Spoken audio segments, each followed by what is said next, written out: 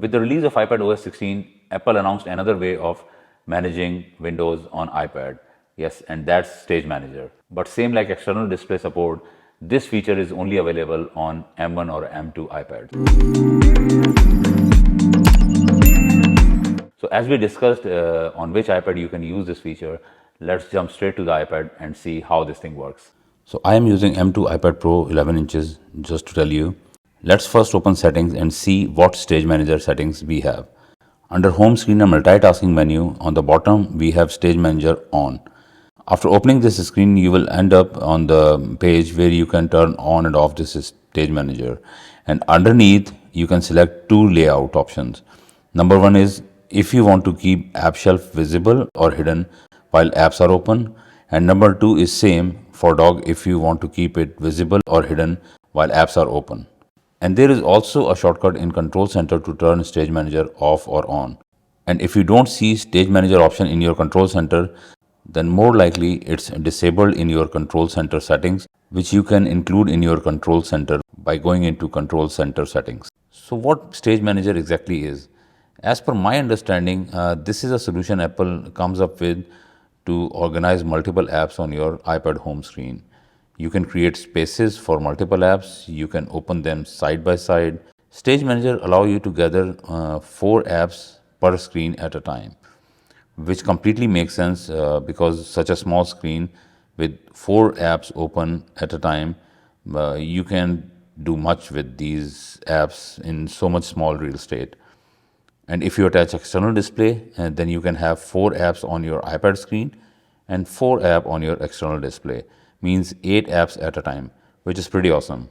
While Stage Manager is on, you can resize your windows, your app windows to different sizes, but these sizes seems to be prefixed in grids, and you can't resize them like you do on Mac or on your other computers. So here is one question came in my mind when I first used this Stage Manager. What happens if I try to put a 5th app on top of these 4 apps? What it do, it just separate one app from your group of 4 apps to the new window and make place for the new one. You can move any app to the app shelf by dragging it to the left side of the screen.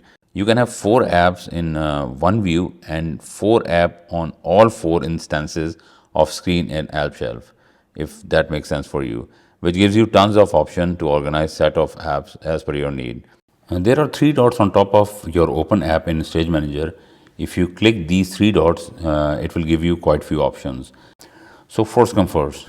So enter full screen, as it's easy to understand. It will open the app to full real estate of the screen. You can still resize the window from bottom right corner.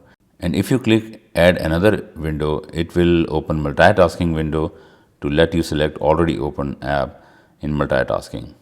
Keep in mind, it will not allow you to grab an application from one of the instances in app shelf. And if you click minimize, it will take application to the app shelf. And if you click close, it will close the application completely. Stage Manager also help you drag and drop pics or file from one app to another. Like if I have Files app open and Photos app open, I can easily drag a photo and drop it on my open location in Files app. Pretty handy. Now let's connect external display to this iPad and see how Stage Manager look on bigger screen. You will see same app shelf with 4 apps instances, and each instance can open up to 4 apps, as I told you previously. Nothing is different for bigger display. And both displays are separate, which means you can do or you can open one app on iPad and other app on your external display. I have already made a separate video of external monitor support for iPad.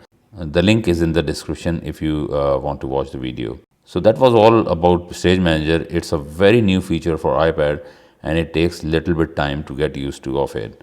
In the beginning, I was sometime turning it on, sometime turning it off because I wasn't fully understanding this. But then I completely turned it on and forget about that there is an option of turning it off.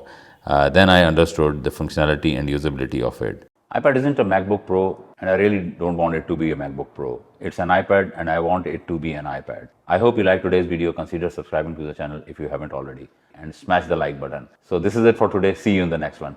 Peace.